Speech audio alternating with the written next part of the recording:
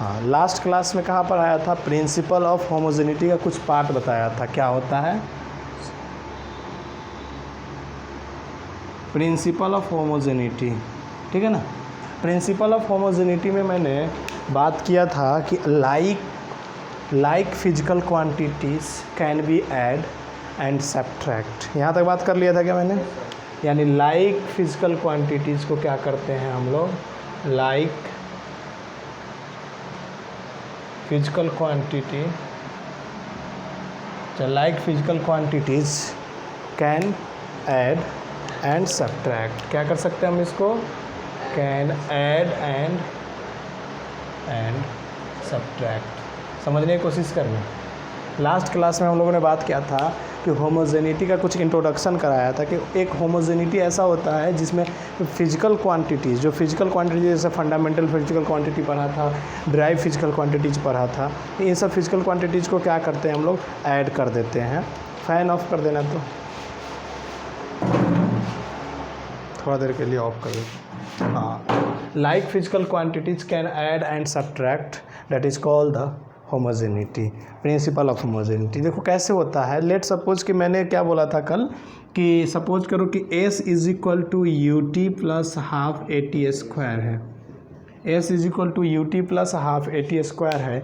तो मैंने ये बोला कि जो यूनिट S का होगा वही यूनिट यू टी का होगा और वही यूनिट किसका होगा, ए टी का होगा, 1/2 ए टी स्क्वायर का होगा। मैंने ये भी बोला था कि अगर कोई भी क्वांटिटी ऐड है, जैसे कि यहाँ पे क्या है, यू टी ऐड है, किससे ऐड है, 1/2 ए टी से। इसका मतलब कि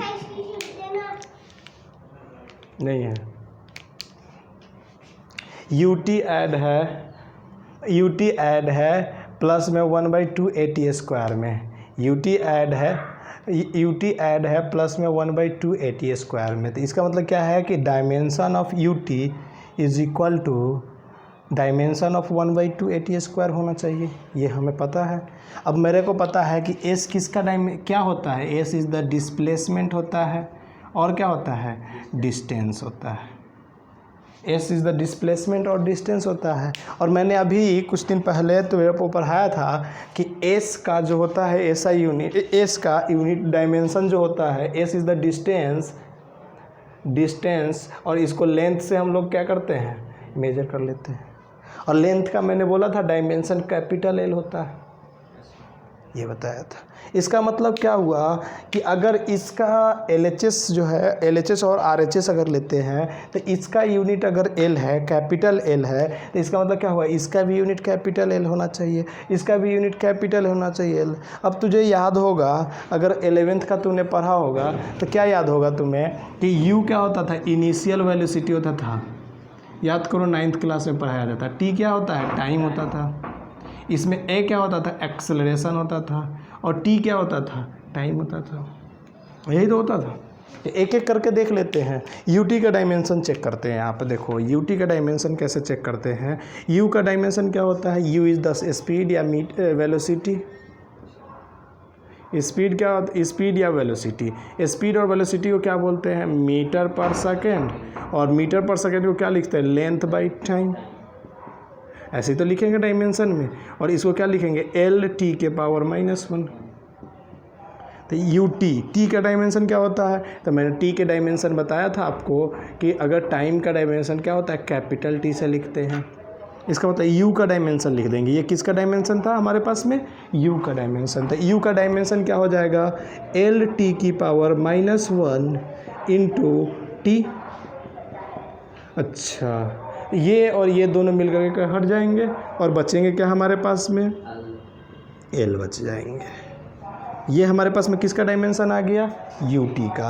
अच्छा, अभी देखो S का डायमेंशन हम लोगों ने क्या निकाल पाया है, S का डायमेंशन L निकाल लिया है। और इस वाले क्वांटिटी का भी डायमेंशन हम लोगों ने निकाला है, जिसको मैंने L बोला था। बात समझ में आए। अब मेरे को चेक करना है 1/2 AT का। मैंने एक चीज़ और लिखवाया था कि 1/2 जो होता है वो क्या होता है, कांस्टेंट होता है और कांस्टेंट का डायमेंशन नहीं होता है। बात समझ में आए। इसका मतलब क्या है कि A का डायमेंशन पता होना चाहिए। A इज़ द एक्सेलरेशन और एक्सेलरेशन का मैंने यूनिट बोला था मीटर पर सेकेंड स्क्वायर। समझना, एक्सलरेशन का यूनिट क्या होता है, मीटर पर सेकेंड स्क्वायर। अगर मैं बोलूँ कि एम को लिख सकता हूँ एल, क्या कि मीटर है, और सेकेंड को क्या लिख सकता हूँ, टाइम का square. This is the dimension of M. समझ में आ रहा है? अब देखो क्या यहाँ पे, अब मैं बोलूँ कि अच्छा इसका डायमेंशन क्या लिखूँगा बोल, तो 1/2 का तो डायमेंशन लेस है, तो क्या लिखूँगा, ए का लिखूँगा L/T के पावर 2 इंटू टी स्क्वायर हो गया। तो इस टी स्क्वायर से ये टी स्क्वायर क्या हो जाएगा, कट जाएगा अभी। इसका मतलब क्या हो जाएगा, एल हो जाएगा। इसका मतलब क्या हुआ कि 1/80 स्क्वायर का भी डायमेंशन क्या हो गया, एल हो गया। अच्छा, इसका मतलब सर यूटी का भी डायमेंशन एल है और 1/2 80 स्क्वायर का भी डायमेंशन एल है। इसका मतलब क्या हो गया बताइए कि दिस इज़ द होमोजेनिटी को फॉलो कर रहा है। क्यों? क्योंकि हमने अभी लिखवाया था कि like physical quantities can be add and subtract. Like physical quantities को क्या कर सकते हैं, ऐड भी कर सकते हैं और सब्ट्रैक्ट कर सकते हैं। इसका मतलब ये हमारे पास में हो गया। इसी तरह से आपको मैंने बोल दूं कि इसको चेक करने के लिए कि ये है या नहीं है, तो क्या कर सकते हैं आप चेक इसको? क्यों नहीं कर सकते? V square is equal to U square plus 2as, यहाँ से कर सकते हैं हम। अब देखो क्या है कि ये भी हो जाएगा क्या, इसको दोनों तरफ चेक करेंगे। अगर दोनों तरफ का LHS बराबर RHS अगर आता है डायमेंशन में, तो क्या बोलेंगे कि ये भी ठीक है। अब क्या होता है इसमें, एक चीज़ मैंने कल बताया था, कुछ और चीज़ें बताया था मैंने कि डायमेंशन क्या हो सकता है, डायमेंशन अगर सही भी है फिर भी फार्मूला करेक्ट नहीं हो सकता है। क्यों? क्योंकि मैंने बताया था कि अगर मैं यहाँ पे लिख देता, सपोज करो कि यहाँ पे मैं लिख देता 480 स्क्वायर, क्या लिख देता मैंने यहाँ पे 480 स्क्वायर, तो 480 स्क्वायर लिख देता, तो ये 4 के लिए तो फिर से डायमेंशन लेस हो गया ये, and this is the dimension less. अगर मैं बोलूँ कि इसके पास में डायमेंशन लेस है, ये अगर डायमेंशन लेस है, इसका मतलब क्या है कि ये तो यूनिट से, ये अगर डायमेंशन से मैं बात करूँ तो ये डायमेंशन भी करेक्ट हो जाएगा, क्योंकि 1/2 तो डायमेंशन लेस होता है। यहाँ पे 2 लिख दो या 5 लिख दो या 10 लिख दो, उससे कोई फ़र्क पड़ता है क्या? कोई फ़र्क नहीं पड़ता। इसका तो कोई डायमेंशन ही नहीं निकाल पाऊँगा मैं। बस समझ में आ रहा है?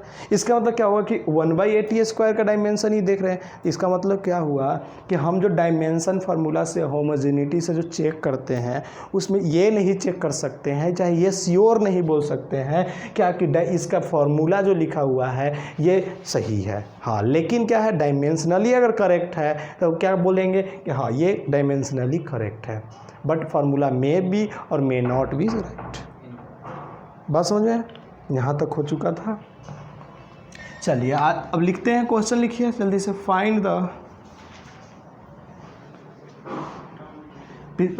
पिछले 10 साल की 4-5 क्वेश्चन हैं जो जेई मेन और नीट्स में आया हुआ है, तो वो करा देते हैं आपको। जल्दी से लिखिए। Find the dimension of A, find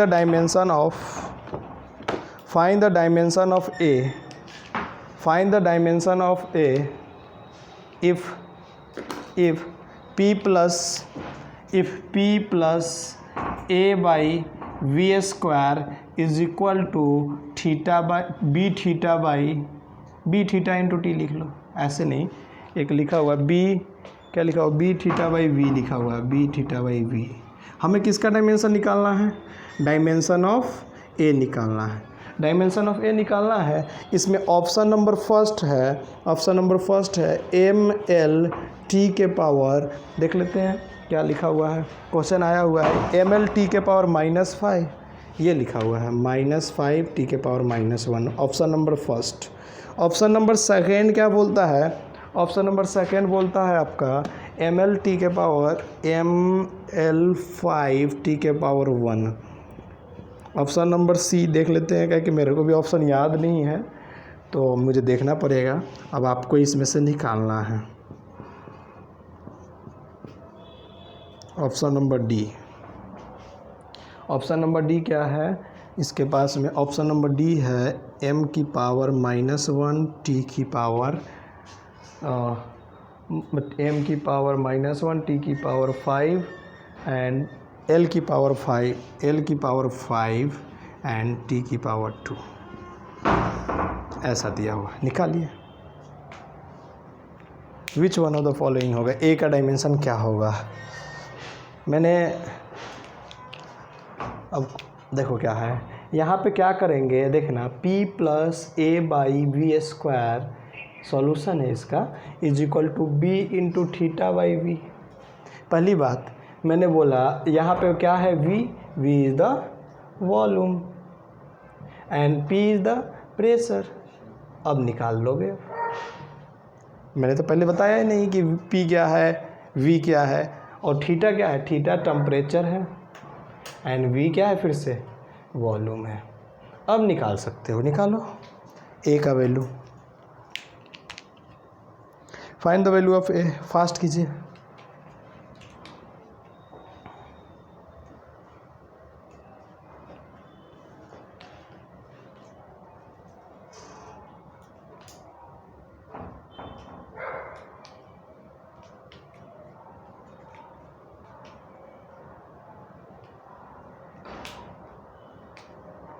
अच्छा क्वेश्चन है, कीजिए।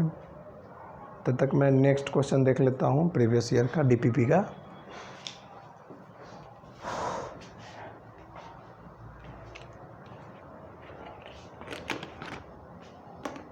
आ रहा है समझ में, हो सकता है, निकालिए, हो सकता है तो। Which one of the following is correct है, इसमें से निकालना। तो थोड़ा सा इधर घुमा दो, अच्छा से नहीं दिख रहा था।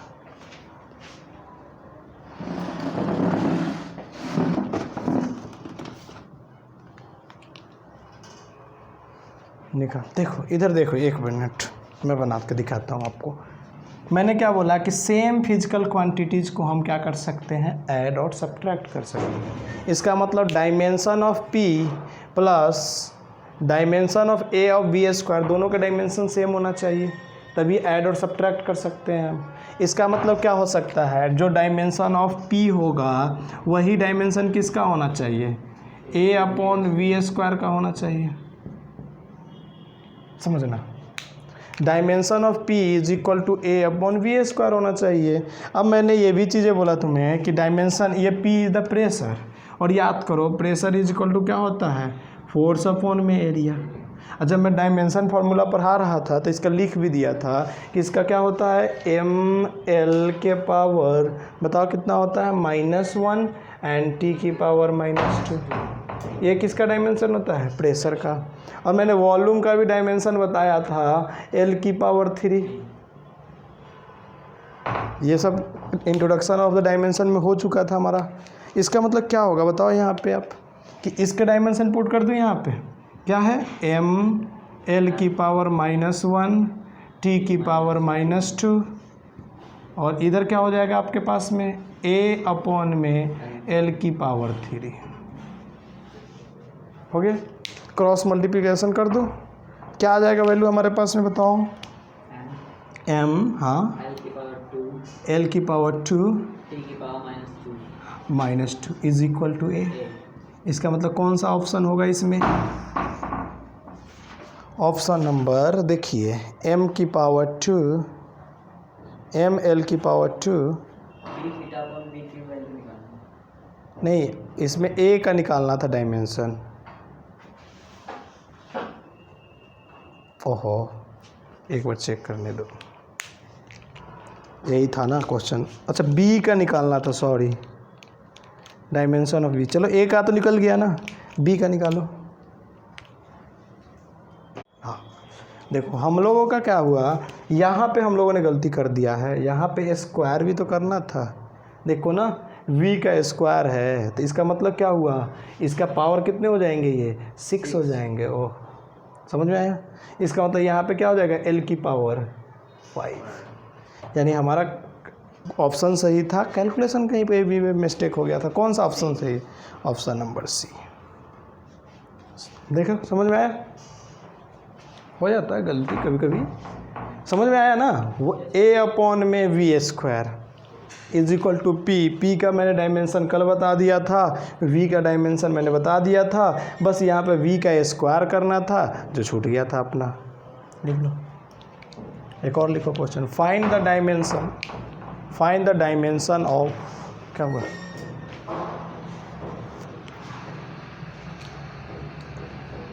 Find the dimension of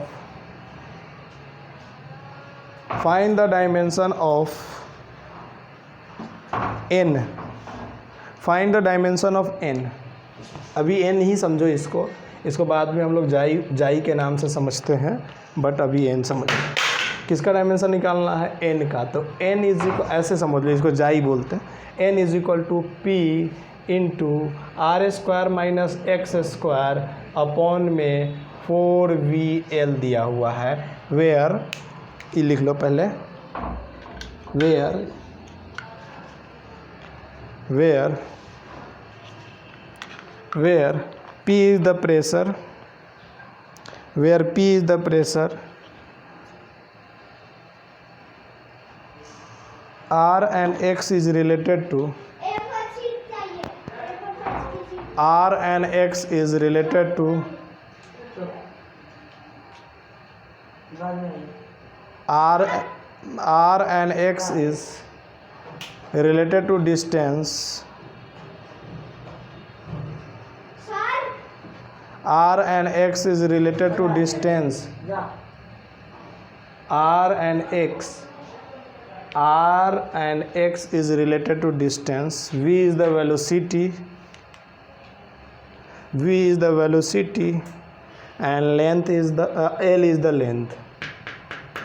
length। हमें किसका निकालना है इस बार? n, यानी n का मतलब कुछ और होता है, लेकिन अभी तो बस समझ ले कि तू n ही है। निकाल। ऑप्शन दे दूँ क्या? ऑप्शन नंबर ए लिखो। ऑप्शन नंबर ए है m की पावर 0, l की पावर 0, t की पावर 0। ऑप्शन नंबर बी है l की पावर 2, t की पावर -1। ऑप्शन नंबर सी है m की पावर 1, l की पावर 2, t की पावर 1। ऑप्शन नंबर डी है नन ऑफ दिस। करो, कर सकते हो क्या? करो। किसका निकालना है हमें? n का। अभी तो n ही मान लो, उसका नाम कुछ और होता है, लेकिन मैं बाद में बताऊंगा इसका नाम क्या होता है। अभी तो बस ऐसा समझो कि n है। नहीं,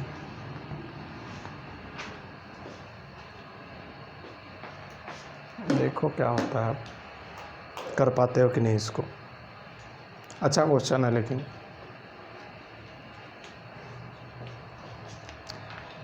निकालो।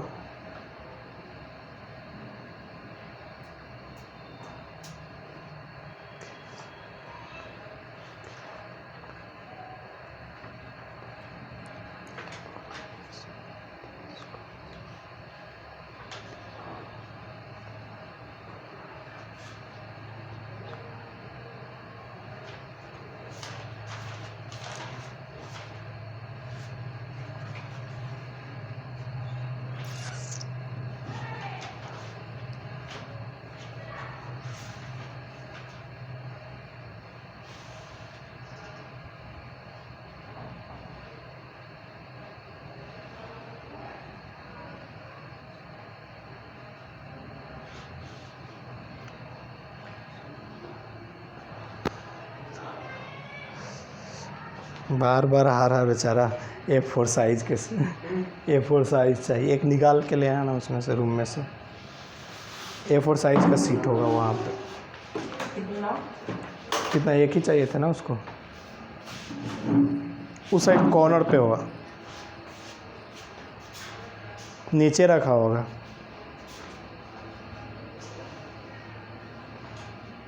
निकाल सकता है? निकालिए।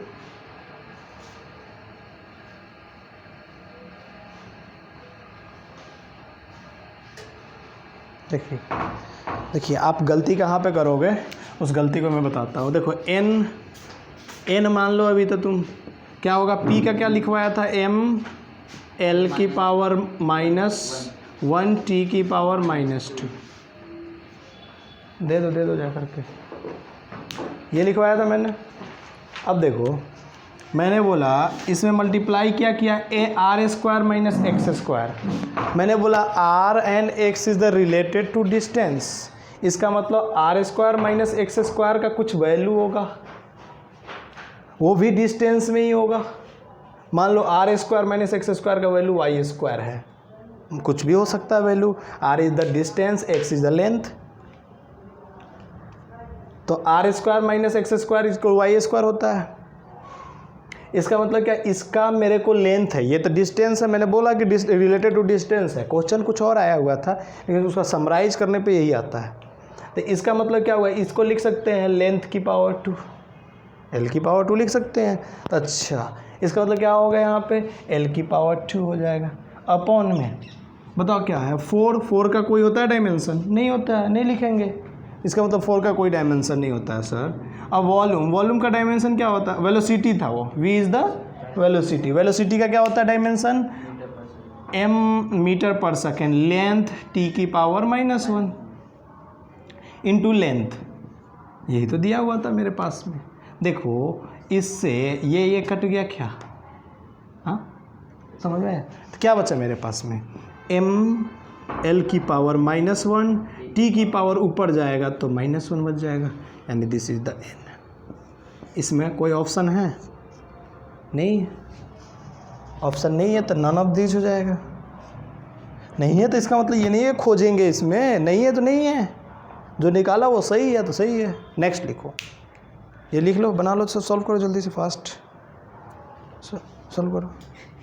तुमने कहाँ पे गलती किया, कर लिया था क्या पेन तुमने सॉल्व? हाँ मेरे को पता था, ये नीट वाले जब क्वेश्चन पूछे थे ना तो बहुत सारे बच्चे उस समय भी गलती किए थे। क्यों, देखो R square minus x square, उन्होंने क्या किया, तुमने क्या किया होगा, आर स्क्वायर को लिख दिया होगा L square minus L square लिखा होगा रिलेटेड। अब ये दोनों जीरो कर दिया होगा तूने, लेकिन क्या था यहाँ पे क्या था कि ये दोनों का माइनस करने के बाद कुछ वैल्यू आएगा, वो भी लेंथ में ही आएगा। तो लेंथ का स्क्वायर क्या होता है, यहाँ पे कंसेप्ट क्या था कि ये हमें घटाने के बाद में कुछ वैल्यू आएगा, उसने कुछ नहीं दिया है। बात समझ में आया ना? चलो नेक्स्ट लिखो, find the dimension of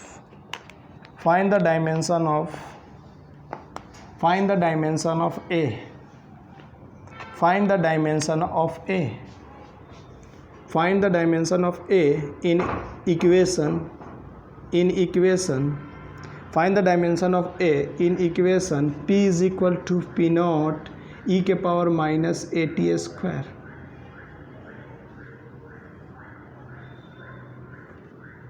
P is equal to P naught e के power minus AT square. Dimension of a निकालना है मुझे।